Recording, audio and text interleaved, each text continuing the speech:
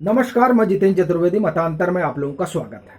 क्या ये महज इत्तेफाक है या कोई सियासी चाल? सवाल बड़ा है, घटनाएं दो हैं, एक प्रशांत किशोर और एक कपिल सिब्बल। बात पहले प्रशांत किशोर की करते हैं और फिर आएंगे कपिल सिब्बल पर, क्योंकि कपिल सिब्बल वाली घटना तो बात की है, पहले की घटना तो प्रशांत किशोर की है। देखिए, प्रशांत किशोर को राहुल गांधी से प्रियंका वाड्रा ने मिलवाया या वो खुद राहुल गांधी से मिले, इसे इसे लेकर बहस हो सकती है, लेकिन हम उस बहस में नहीं जाते हैं। जो भी रहा हो, वो राहुल गांधी से मिले, हालांकि वो कांग्रेस का हिस्सा नहीं है, लेकिन क्या वाकई में ऐसा है, ये भी एक सवाल है। और असल में उसी सवाल पर हम लोग चर्चा कर रहे हैं और इसीलिए कह रहे हैं कि क्या वो महज इत्तेफाक है या कोई राजनीतिक चाल। तो राहुल गांधी से मुलाकात होती है प्रशांत किशोर की। प्रशांत किशोर अपना प्रेजेंटेशन देते हैं, खबर भी थी पूरा कि उन्होंने अपना प्रेजेंटेशन दिया।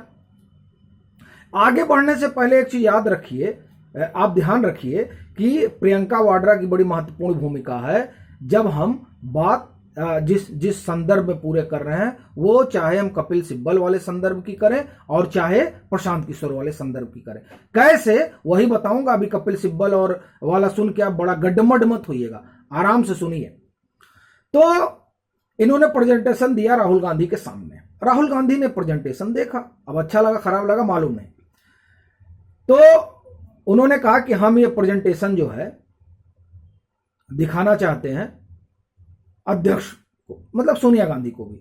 और ये जब प्रेजेंटेशन वगैरह दिखाया गया, उसी समय संभवतः ये तय हो गया कि प्रशांत किशोर को बिहार का प्रभारी बनाया जाएगा और प्रशांत किशोर संभवतः उसके लिए तैयार भी थे। ये संडे गार्जियन की खबर है, वो कांग्रेस चिंतन शिविर के हवाले से उसने एक लंबी खबर की और उसी में पूरा किस्सा दर्ज है।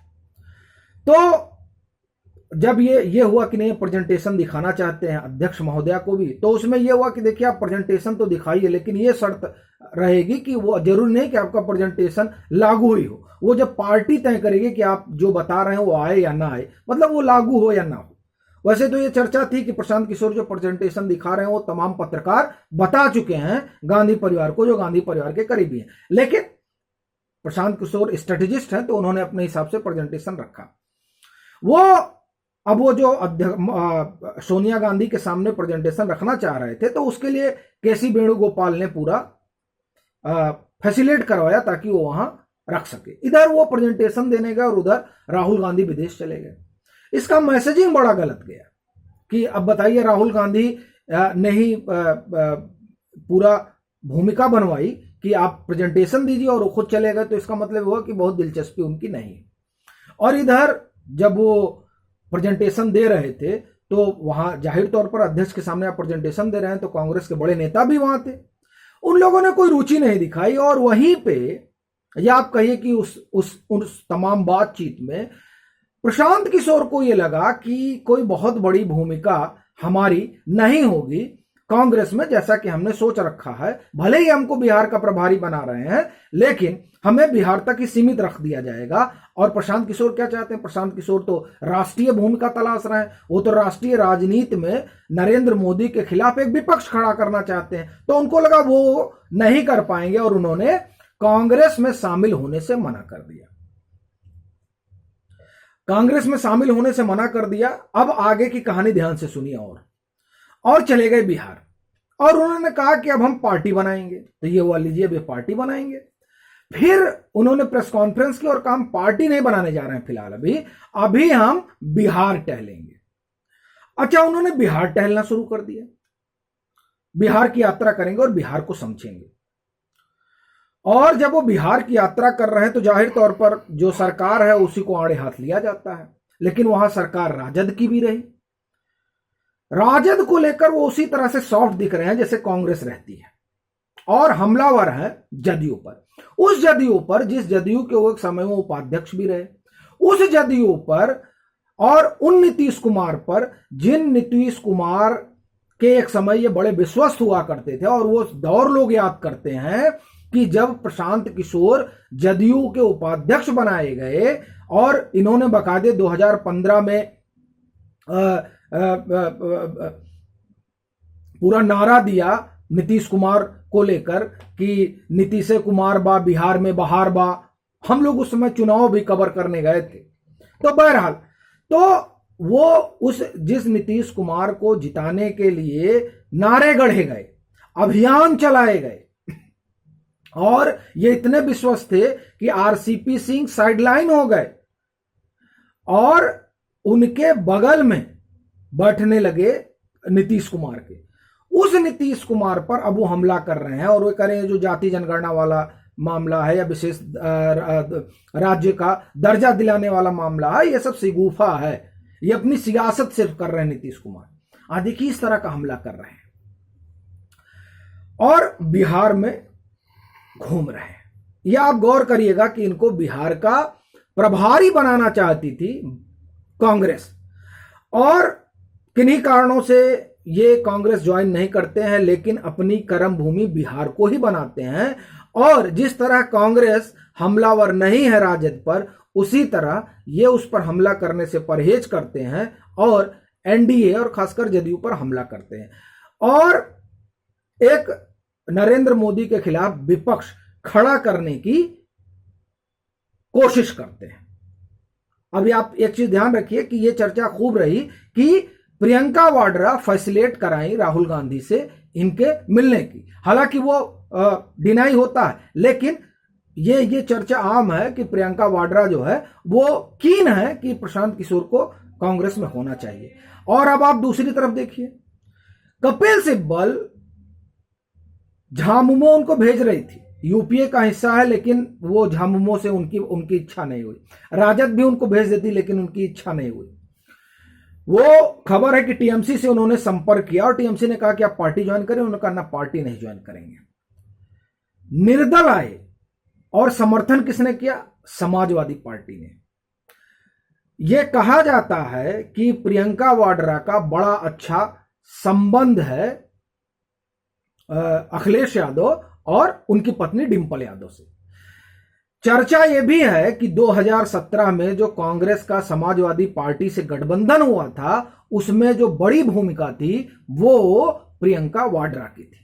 2019 में जब लोकसभा का चुनाव होता है तो अमेठी और रायबरेली में महागठबंधन जो उत्तर प्रदेश का था वो अपना उम्मीदवार नहीं उतारता है। 2022 के विधानसभा चुनाव में समाजवादी पार्टी को लेकर सॉफ्ट नजर आती है कांग्रेस, वो कांग्रेस जिसकी कमान उत्तर प्रदेश की प्रियंका वाड्रा के पास थी। जहाज में हम मतलब जिसे कहा गया था कि हवा में मुलाकात हुई प्रियंका वाड्रा और अखिलेश यादव की। तमाम राजनीतिक विश्लेषक ये चर्चा आम कर रहे थे जब 2022 का चुनाव चल रहा था उत्तर प्रदेश का, कि अंदर खाने कांग्रेस और समाजवादी पार्टी में सेटलमेंट हो चुका है। और यह सब तब कब हो रहा है जब प्रियंका वाड्रा प्रभारी हैं उत्तर प्रदेश की। यह मैं आपको भूमिका इसलिए बता रहा हूं क्योंकि आप ये देखिए कि प्रियंका वाड्रा कितना की रोल निभा रही हैं, वो चाहे प्रशांत किशोर हो और चाहे कपिल सिब्बल की सदस्यता हो। देखिए माफ करिए, कपिल सिब्बल का समर्थन हो। मैं ये नहीं कह रहा हूं कि वो प्रियंका वाड्रा के कहने पर हुआ होगा, मैं आपसे ये कह रहा हूं कि समाजवादी पार्टी से बड़े अच्छे निजी संबंध हैं गांधी परिवार और अखिलेश और डिंपल के। तो क्या यह महज इत्तेफाक है कि राजद छोड़, झामुमो छोड़, टीएमसी वो ज्वाइन नहीं करते, निर्दलीय आ रहे हैं और समाजवादी पार्टी उनको समर्थन कर रही है। और फिर कपिल सिब्बल जो इंटरव्यू में कहते हैं कि हमें विपक्ष, नरेंद्र मोदी के खिलाफ विपक्ष खड़ा करना है। नरेंद्र मोदी के खिलाफ विपक्ष कपिल सिब्बल को भी खड़ा करना है, नरेंद्र मोदी के खिलाफ विपक्ष प्रशांत किशोर को भी खड़ा करना है। वो बिहार के प्रभारी बनाए जा रहे थे, लेकिन किन्हीं कारणों से कांग्रेस नहीं ज्वाइन करते हैं, लेकिन बिहार को ही अपनी कर्म भूमि बनाते हैं और नरेंद्र मोदी के खिलाफ वो भी विपक्ष खड़ा कर रहे हैं। और ये दोनों ही लोग सीधे तौर पर गांधी परिवार से जुड़े हुए हैं और जो विपक्ष खड़ा होगा वह विपक्ष तब तक पूरा नहीं होगा जब तक उसमें कांग्रेस ना हो। तो क्या जो विपक्ष खड़ा करने की कवायद दोनों लोग कर रहे हैं वो कांग्रेस की बड़ी राजनीति का हिस्सा है और उसी राजनीति के तहत बिहार की खाक प्रशांत किशोर छान रहे हैं और निर्दल बनकर राज्यसभा कपिल सिब्बल पहुंच रहे हैं, ताकि वो जो अगस्त 2021 में अपने जन्मदिन के दिन जो उन्होंने एक विपक्षी एकता का मौजू प्रस्तुत किया था अपने घर सबको बुलाकर, उसी तरह एक एकता गढ़ी जाए। और जिस तरह से प्रशांत किशोर को भी तमाम दलों में अपने अच्छे संबंध हैं, तो वो ये दोनों लोग मिलकर विपक्ष को इकट्ठा करें और फिर उसमें कांग्रेस को लाया जाए और नरेंद्र मोदी के खिलाफ एक साझा विपक्ष खड़ा किया जाए। क्या इस योजना के तहत दोनों लोग अलग अलग काम कर रहे हैं और ये पूरी योजना जो है वो कांग्रेस ने गढ़ी है? क्या ऐसा है? देखिए, ये तमाम कड़ियां हमने आपको बताई। आप इस पर क्या सोचते हैं जरूर साझा कीजिए। मुझे जो लगा वो हमने आपको बताया। अभी के लिए फिलहाल इतना ही। अगर आप मतांतर से नहीं जुड़े हैं तो जुड़िए, वीडियो को लाइक कीजिए, शेयर कीजिए और तमाम जो राजनीतिक पहलू हैं, जो राजनीतिक घटनाएं हैं, उसमें आप किस तरह से देखते हैं और क्या सुनना चाहते हैं, क्या देखना चाहते हैं, वह भी आप हमें जरूर बताएं।